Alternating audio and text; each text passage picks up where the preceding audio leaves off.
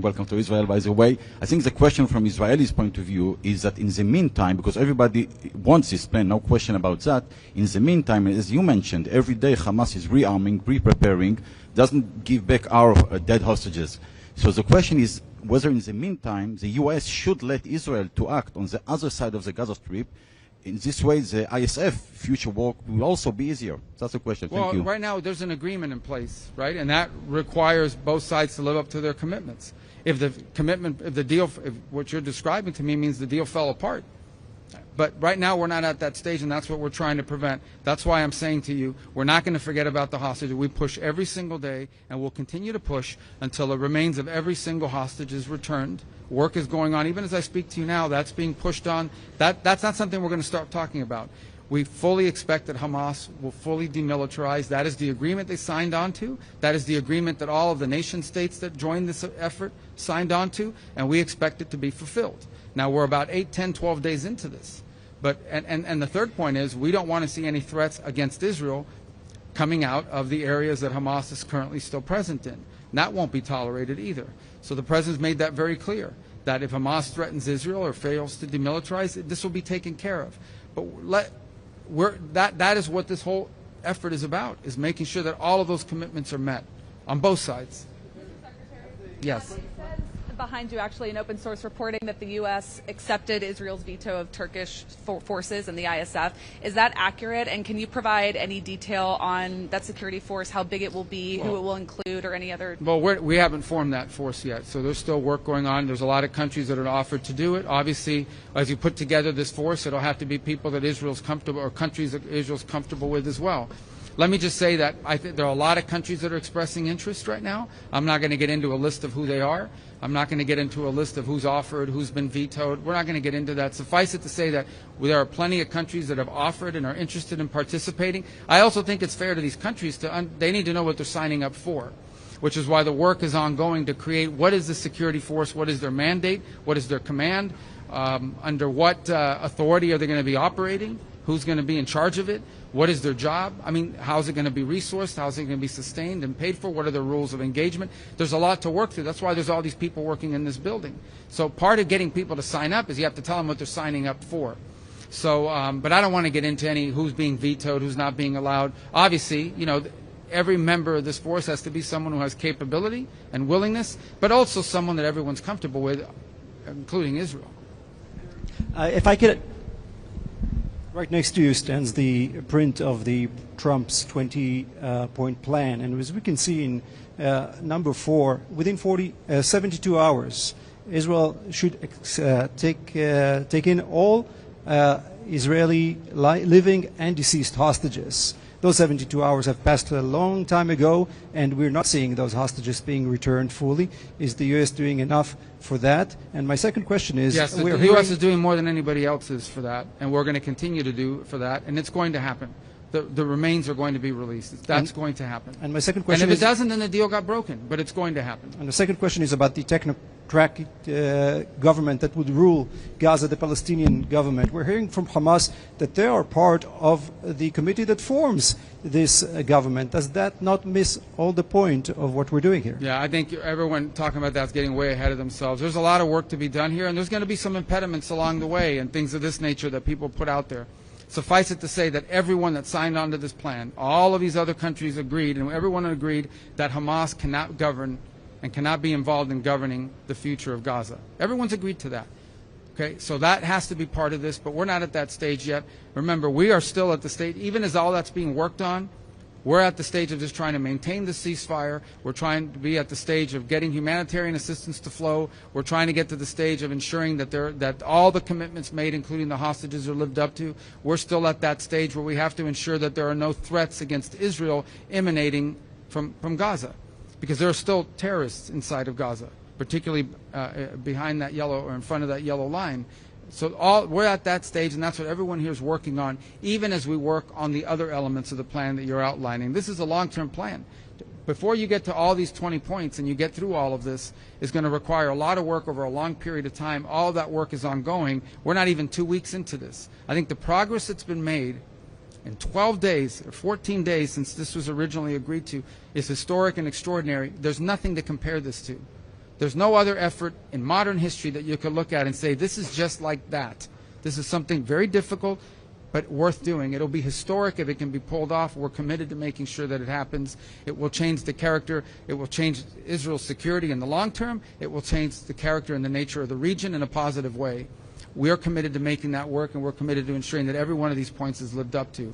But it's not going to be an easy ride. There are going to be bumps along the road, but we have to make it work. There is no other alternative, and we feel good about the progress that's being made. Every day that goes by, it gets better. We have work to do, guys. We still need more people involved in this.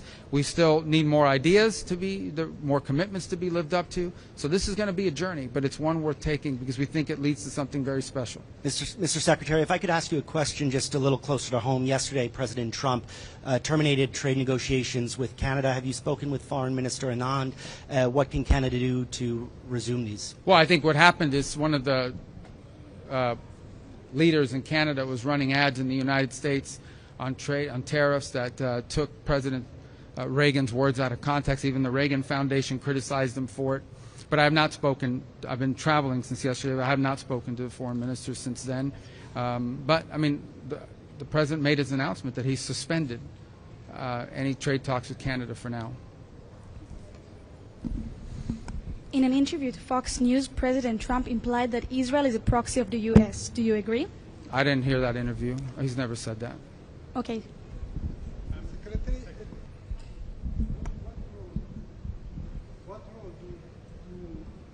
What role do the U.S. see for the Palestinian Authority in Gaza and the day after? You know, we've heard about a lot of plans that was done by the Palestinian Authority. The Palestinian Authority? Yeah, that's Mahmoud Abbas Authority. Yeah, look, again, I mean, obviously, you know, and I've expressed and we've expressed our concerns about the Palestinian Authority as it stands today. It's certainly needed reform. As far as what role it's going to play in the future of Gaza, that's yet to be determined, if any role at all. We don't know. I mean, that's what's being worked on. Again, this is very complex. I mean, we are dealing with 30 or 40 years of mistakes, 30 or 40 years of terrorism, 30 or 40 years of deeply embedded problems, and we're about 14 days into this agreement. So right now we're trying to get through this, and part of that, the long-term governance of Gaza, that is not Hamas, it's not a terrorist organization. That's work that's going to need to be done. I mean, I can't prejudge what that's going to look like now, because that's going to be something that has to be worked on collectively with Israel, with partner nation states, and something for it to work, everyone has to agree to it.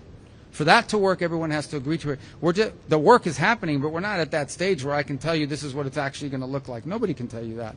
But I can tell you what it can't look like. It cannot be a place that is governed by anyone who wants to use it as a launch pad for attacks against Israel. If it is, then there'll be another war. There won't be any peace. There will never be peace as long as there's an area or a territory that's being used as a launch pad to threaten Israel's security. Everyone understands that, and everyone that signed on to this deal understands that.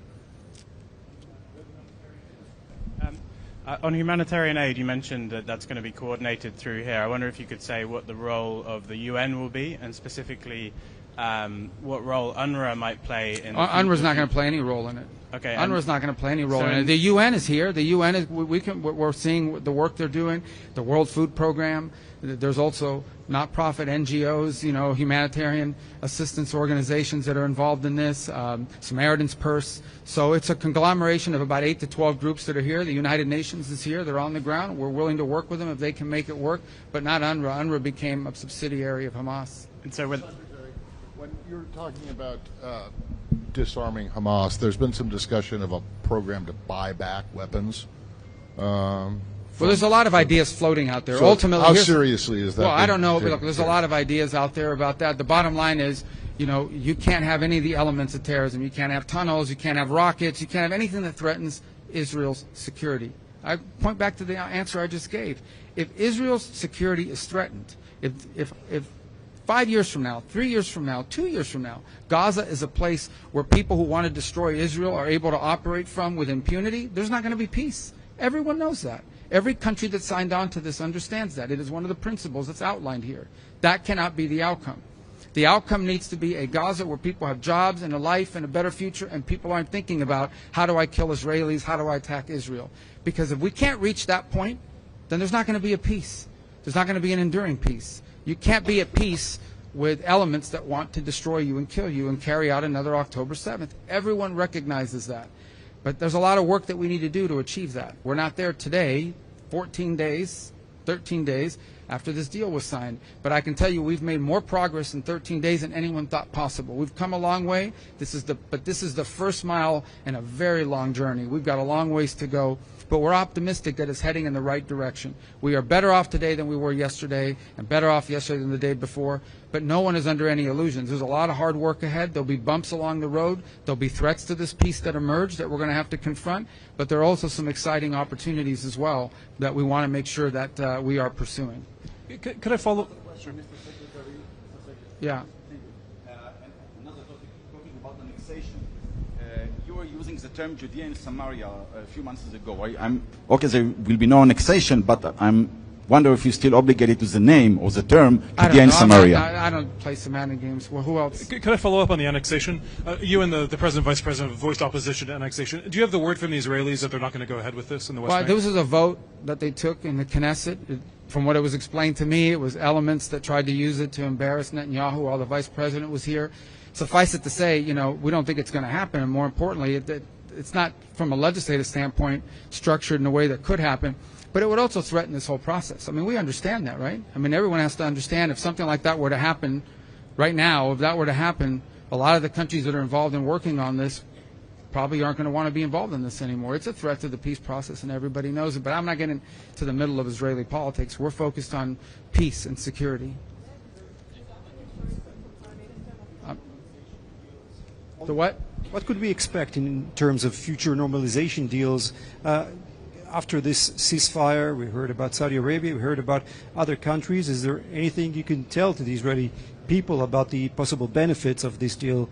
Well, I don't think I need to explain to the people of Israel the benefits of normalization with more countries, especially regional countries, some of whom were on track to do so before October 7th happened, and we were close. So I think you look at the Abraham Accords, we'll be very open about the fact that we'd like to expand it and add more countries to that. And we see this as mutually beneficial. It's not just beneficial for Israel, it's beneficial for these countries.